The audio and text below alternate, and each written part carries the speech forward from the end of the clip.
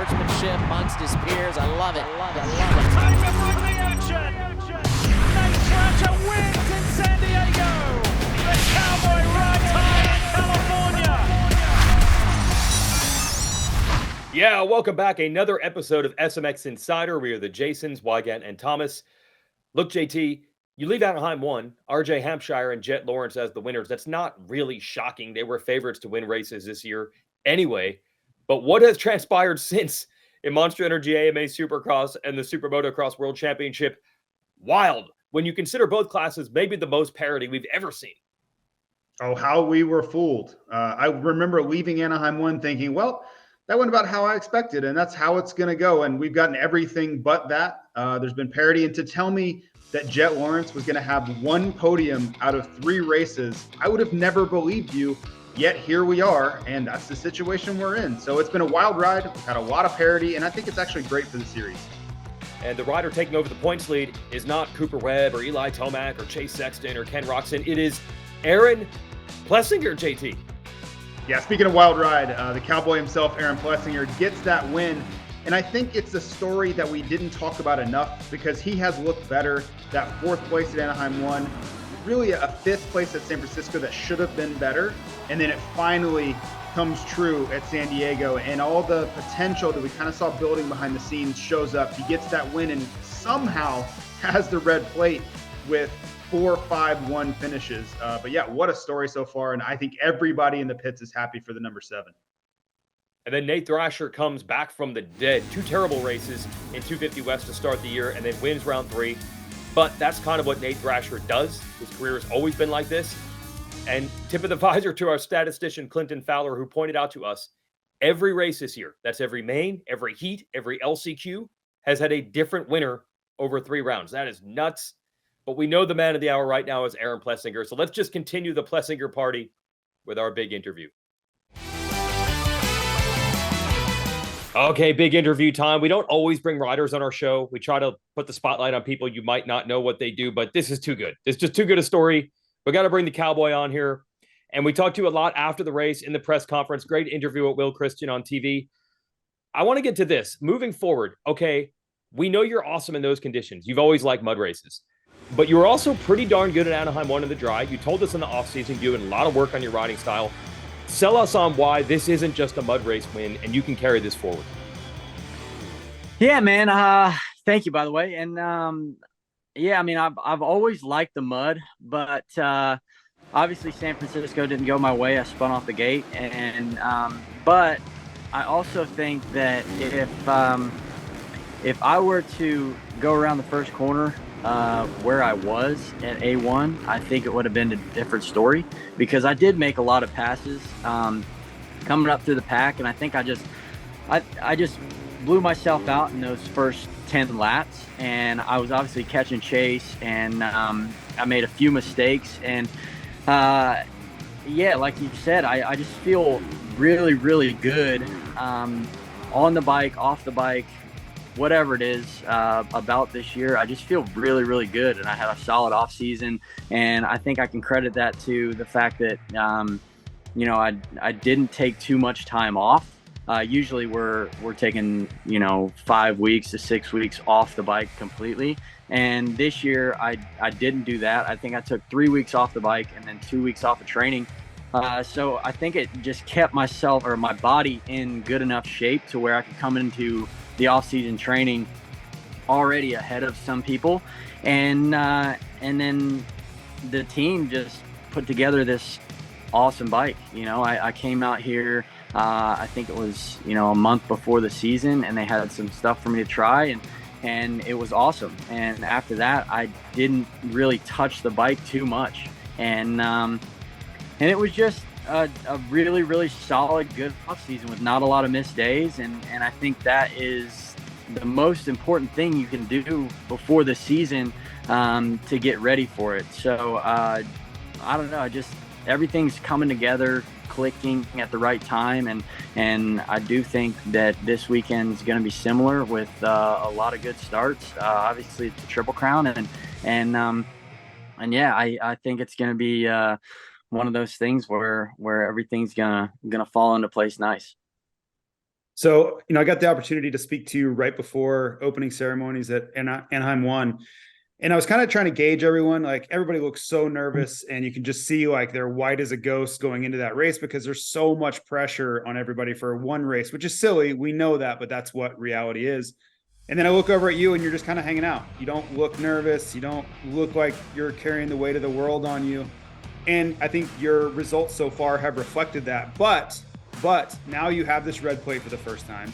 You get this win. Do you feel any different? Like, you think you're going to be more nervous than maybe you were at Anaheim 1 going into Anaheim 2 with the red plate for the first time? I really don't think so. I think, I thought this win was going to feel different in the fact that, it's my first one, and obviously I'm holding the red plate now, but I woke up on Sunday, and, I felt the same, felt like the same me. And I knew, Monday is going to come around, and we got some work to do, this week to get ready for A2 and the Triple Crown. So I feel like myself, and obviously I've held a red plate before in 250s, but that's a lot different than this one. This one's a lot bigger of a challenge. But given my results in the first 3 rounds, I'm confident. I know that I've done the work, and I think that's why when you talked to me that day at A1, I was calm and nothing was really bothering me because I knew everything was done. The work was done, and now the fun has started.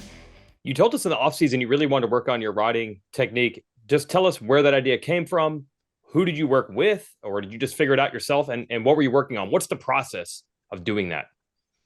No, yeah, I didn't really work with anybody on that. I mean, obviously my dad is always, in my ear, and he really trained me from when I was really young up until I went to Matt Walker's, and he was really, really big on riding technique. So he's always just right there, just making me, or reminding me that,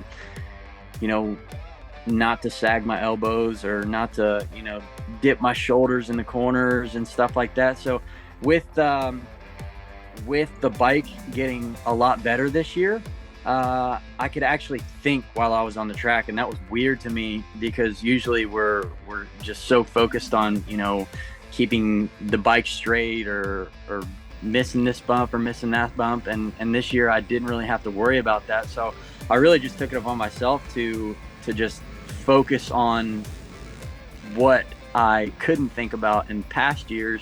And that was just, where my elbows were, if I'm squeezing the bike or not. And in the midst of things, when you can think about that stuff, it helps so much. And I think everybody down at the factory, they noticed that, especially when I came back from California, testing, the new frame and some new suspension. They really noticed that I've turned it around, and for them to notice that, it's huge, and it gave me a lot of confidence to keep pushing on with it. This is such a popular win, but I think most importantly, people want to see more of it, right? That's the goal.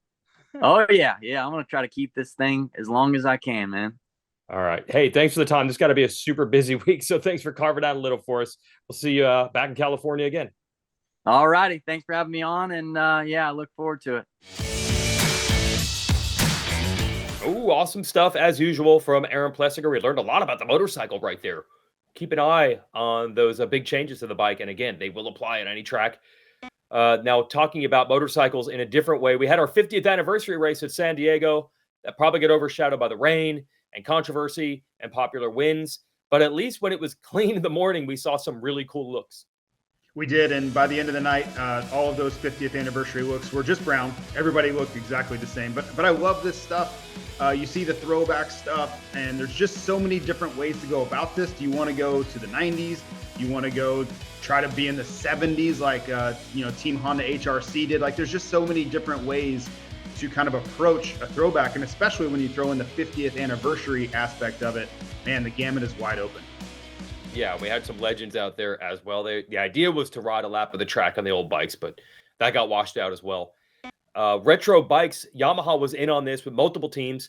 They actually sell a 50th anniversary old school looking 90s Yamaha. They ran that look with Monster Energy Star Racing Squad, and Club MX got in on it as well. And then they put those 3 bikes on the podium. Yeah, what a crazy turn of events. The last time they did this was Washougal last year, and they swept the podium then again here in San Diego. So I would bet you somewhere in some boardroom in Cypress, California, someone's saying, okay, we're just running this look the rest of the year. If that's what the results are going to be, everybody's running this look forever for the end of time. But in all seriousness, it's a great thing. And to have that look, it had to be a great thing for Yamaha. And part of that podium is Nate Thrasher getting his first win of the year. So we have 3 different 250 main event winners, as we said at the top of the show, with Hampshire and Smith, and now Thrasher, and then the 3 different 450 winners with Jet Lawrence and Aaron Plessinger, sandwiched in between a popular win for Chase Sexton at round 2. It's just crazy right now, but this is what mud races deliver.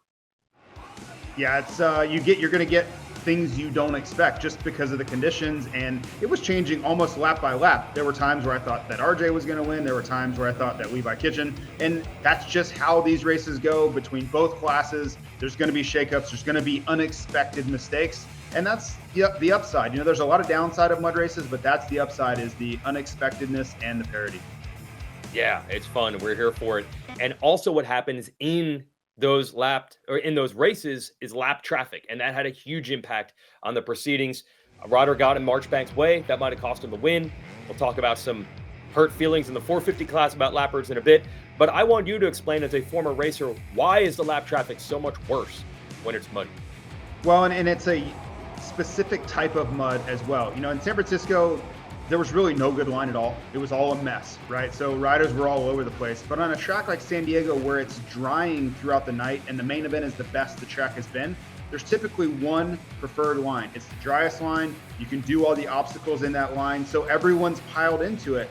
Well, that makes it harder to basically lap or overtake a lapped rider, because everybody wants to be in one spot. And for that lapped rider to move out of the way, he has to make a deliberate move to get out of that race line, and he's going to lose a lot of time.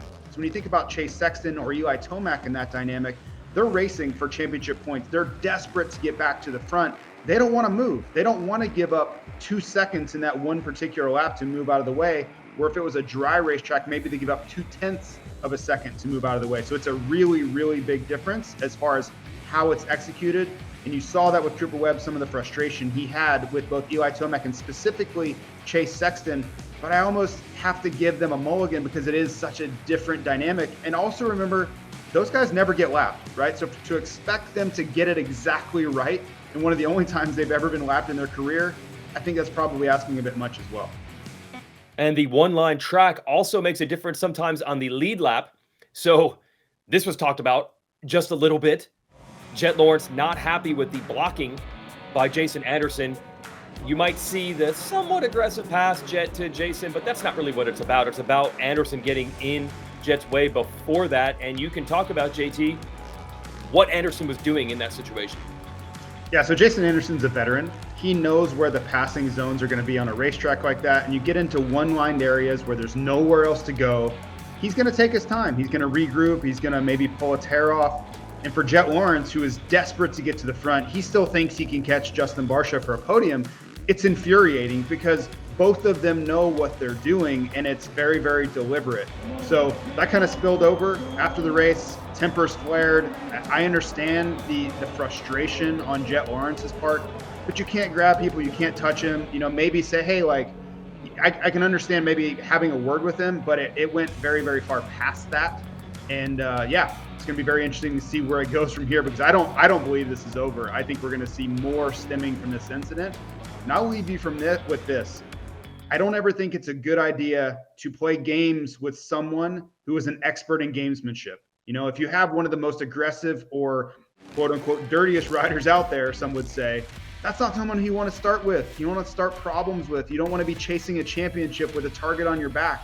Veterans know that. That's why you don't see Tomac starting things. That's why you don't see a guy like Chase Sexton getting in the middle of these things. And now Jet Lawrence is going to have this unique dynamic to deal with that he may not very much enjoy. Well, Lawrence's crew clearly knew this, because they went out of their way to apologize through you because you talked to his camp, his dad, in our SMX Insider post-race show. But now we've heard via social media that Jason has not heard anything directly from Jet. It's just everyone around Jet that's apologized to him. Yeah, and I'm not so sure that Jet's sorry. I think they're doing the smart thing by diffusing the situation. Because as I mentioned, they don't want this to spill over into future races. But deep down, I don't believe that Jet's sorry. I think he felt like Jason Anderson was doing this on purpose. They had some really harsh words with each other after the race. And I don't think that fences have been mended as of yet. So we'll see. Maybe nothing happens. But I would bet you if there's an opportunity for Jason Anderson to take a shot, I bet he takes a shot. And then another controversy, Cooper Webb not happy. He thought there might have been some team tactics at play because Chase Sexton made it easy for Plessinger to lap him. And then he came into contact with Webb when it was Webb's turn to get by.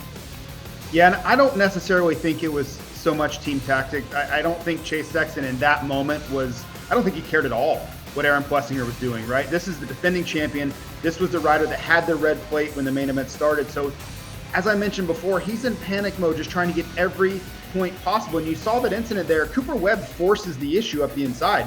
Chase Sexton's not trying to be in the way there, right? Cooper Webb, I understand his motive too. He's trying to make the pass, but to me, that particular instance was not really on Chase Sexton. It was an unfortunate turn of events for Cooper Webb, but I think it was more Chase Sexton just trying to get every point possible and hunt down Eli Tomac, who also happened to be right in front of him as well. Just incredible, all the emotions here. So you take all that anger, Webb's mad, he's mad at Tomac and Sexton.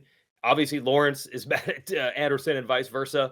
And then also the feel-good, happiest win. I don't know if you can get any happier than this winner and everyone, how they feel about the Cowboy Aaron Plessinger finally getting one. Yeah, it's crazy for a mud race to have any emotion at all. But both people angry, people happy. It's usually kind of this benign event where everybody's just kind of cruising around. Just like we saw in San Francisco, there just wasn't a lot of excitement to be had in the main event. And then we get another mud race that's everybody's angry, everybody's happy. Like there's just craziness. You see Kendall Plessinger there jumping on top of Aaron. And yeah, it's so funny how two mud races can be so similar on the track, but so different in how people react to them. Let's go back to the retro situation here. Honda, they've been really doing well whenever we have one of these throwback races. They celebrated their own 50th anniversary at the beginning of Pro Motocross in 2023 with some 1980 style bikes. This time they set it all the way back to try to make modern bikes look like the silver metal look that they would have had in 1973 when their first motocross bikes came out, and complete with the stripe on the top. I thought that was cool. Yeah, this is a great look and a great throwback. And as I talked about before, how do you want to go about this? Which era do you want to kind of, tip your cap to? And I thought the Elsinore look here, Gary Jones is such a prominent figure in the history of this sport. So something unique. It wasn't what I expected for them to lean into, but I thought it was really well done. Yeah, and Gary Jones was on hand. We had a chance to talk to him. It's really cool because it's a big copy of what I raced back in my day. If you go back into the pits there, you'll see my orange stripe on the top of the tank and the silver sides and everything. And these guys really worked hard to get it dialed in. Yeah. So the coolest part about all that, Gary's teammate in 73 was his brother. Sound familiar? Yeah, it must be something with the red or the Honda that they love that aspect. And why would you not? That duo was lethal back then, and the one they have now is just as good or better. So good on Honda for HRC for kind of remembering that and bringing that back to life. Yeah, that was neat. Good for Gary for coming. We did have some bad news, though. We lost Gene Ritchie of Redbud, founder, not that long ago, and now his wife has passed as well. We had a little memorial for her on the broadcast as well. It's kind of what happens when a sport starts celebrating 50th anniversaries. The first generation of people who helped found this, we're starting to see some sad news. So shout out to the Ritchie family. The son and daughter now run the track, but we'll miss Nancy. And Redbud obviously is iconic, and what the Ritchie family has done is weaved into the fabric of this sport. Yeah, it's anybody who knows anything about this sport has heard of Redbud. It is such an integral part of this sport. It's hosted two Motocross of Nations over the last 5 years, and to be celebrating 50 years of Monster Energy Supercross and to lose Nancy Ritchie, who has been a huge part of those 50 years, yeah, it's a tough thing, but also it's a celebration of life. They have been such a big part of the sport. Yeah, I'm sure it will be a big celebration when we get to Redbud in July. And really, no matter what race they go to, it feels like a party for the Troy Lee Designs team, always having a good time. And they have special reason to celebrate this weekend. Another one of the rando sponsorships that Troy Lee seems to put together.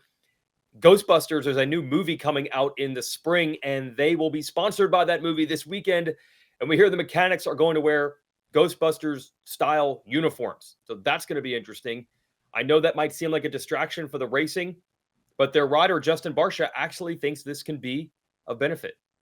Yeah, ever since I came along to the team, there's always been exciting sponsors. And then when Sony Pictures came along, it was like, okay, this is really cool. We've done Venom gear, we've done some Spider-Man stuff, and now the Ghostbusters for A2. I mean, that's absolutely epic. So to work with such cool brands and to be able to do, collaborate with movies and things like that and make our gear look like the Ghostbusters, and I know our mechanics will be dressed up pretty cool during the day and things like that. So there's just a lot of, for me at this point in my career, obviously I think I'm probably too serious sometimes. So I think having some stuff like that going on takes the seriousness, not the seriousness away from it, but it brings the fun factor up, which the fun factor is so important. When you're having fun, everything's good.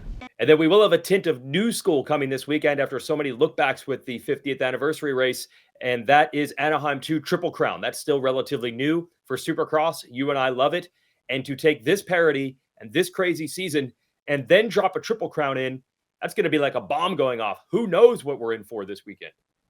Yeah, we went from full mud and that dynamic 2 weekends in a row to the complete other extreme. Triple Crown, just endless action, high-paced intensity. So we're getting it all this year. I don't know what else they can throw at us in 2024 to catch us by surprise now, but I do love these Triple Crown events, and I cannot wait for Anaheim 2.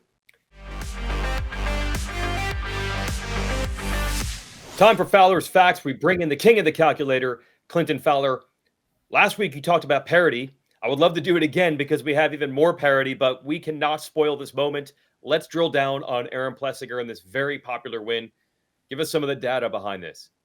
Yeah, what an awesome weekend to see Aaron Plessinger get his first career victory. He's now the 68th winner in Supercross history. And the cool part really is the win is just capping one of his best seasons ever. It is the best season ever, 3 rounds into it. He's got 60 points, a 1-point lead over teammate Sexton, sits in first, got the red plate. His last season that he was even close to this was in 2022. He only had 54 points at that time. He sat 6th in the championship. That's the only other time he had a top 5 3 rounds in. And so, JT, I look at this, he's got consistency. He's the only rider with top 5s in every single round. He's gone 4-5-1. It's a different Aaron Plessinger relative to everybody. What's the difference for him this year? I think he's really comfortable with the motorcycle. And when you talk to him, there's just this air of confidence with him. And I picked up on it before the race at Anaheim 1. He just looked so comfortable, where everybody was so nervous, and you could see the nervousness in their face and their eyes and just body language. And he was not that guy. He just looked like, it's another Saturday. I'm here, I'm prepared, I'm ready. And his results have really backed that up. So whatever they sorted out with the motorcycle, whatever he's figured out with his own riding and technique, he just looks like a different guy, and he's ready to be the guy with that red plate. And it's showing up on Saturdays, which is the most important part. And what's cool is this is the Mendoza line that he has now crossed. We have seen countless great 250 riders with multiple titles, just like Aaron Plessinger, move up. And then the question is always, can they bring that to the 450 class? And a lot of times they do not. So what does it mean here for him to finally get one of these wins? Yeah, Weege, it is that line. He is now one of 36 riders to ever win both the small bike win and the premier class. In the history of the sport? Rider. 36, that's it. That's it? That's it.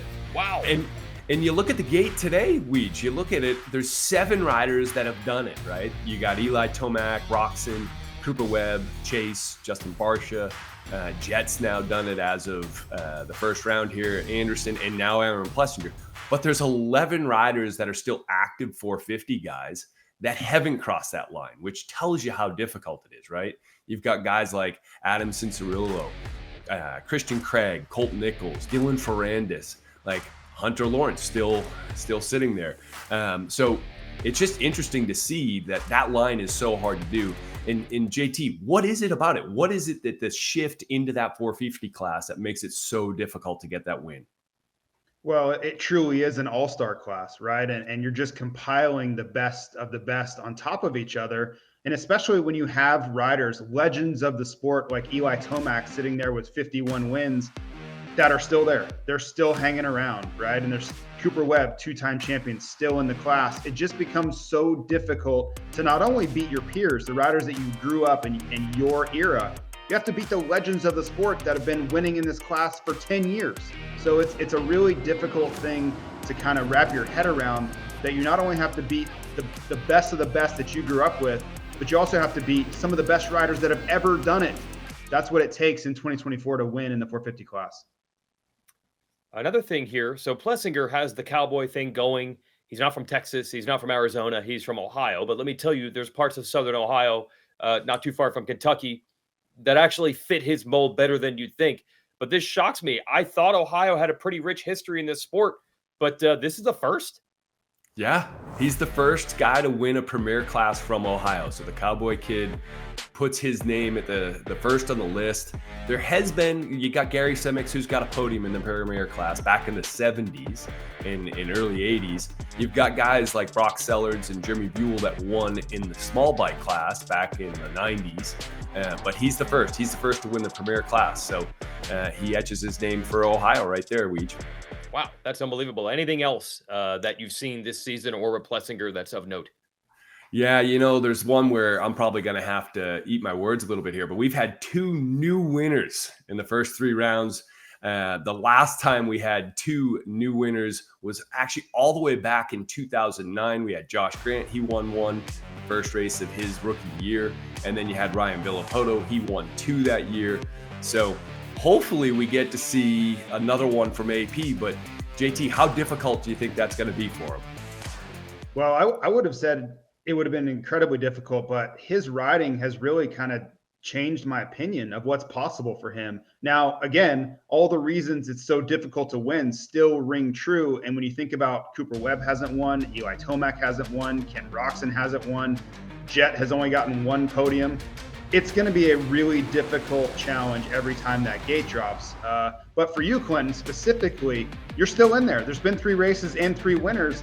It's going to be a really boring rest of the way if that's all we get is these 3. But your prediction of 3 winners still holds true. So I'm going to go easy. I'm not going to get crazy and tell you're wrong yet, because mathematically you're still correct for the moment. I got a week You're to on go. some dangerous turf. Yes, Clinton, race day live. You and JT battled at Anaheim. You like your chances of only 3 winners now?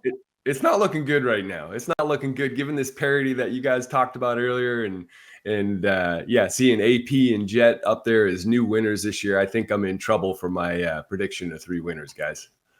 If it comes to more surprising race results, sometimes it's fun to be wrong when you don't predict that. So, hate to say it, I think I'm going to root against you here. Yeah, I'm okay with that one, Weege. All right, we'll see you at Anaheim. Thanks, guys. Before we go, let's show you how to watch our next 2 races in this series, because we do have a change coming, a day race at Detroit. But first, Anaheim 2, we've changed those as well. We're matching the West Coast events with Eastern time. The gates will drop at 8:30 Eastern this Saturday, and you can watch the racing exclusively on Peacock or the SuperMotocross Video Pass. And Race Day Live starts at 3 Eastern from Anaheim this upcoming Saturday. But let's mention Detroit here the next weekend. That will be a day race, 3 o'clock, and that is so we can go live on NBC, which is always a huge boost for the sport. Yeah, it's going to be interesting. I love having all of those extra eyeballs on the sport, introducing it to people that just may be clicking through channels and say, wow, that looks really interesting. And I think there's something to be gained from that. And I don't need any more reason to be nervous, but here we are on the Big Bird on NBC on Saturday afternoon. So that's going to be awesome. And I hope everybody tunes in. It's no joke. Like, in the most unscientific format, I can tell you that the only time people in my neighborhood are like, hey, I saw you on TV over the weekend when I'm walking to the mailbox, is when we're on NBC. So that'll be a big one in Detroit. And what a series we have brewing over these next couple of weeks. We will see you this time in Anaheim and see if the parity continues.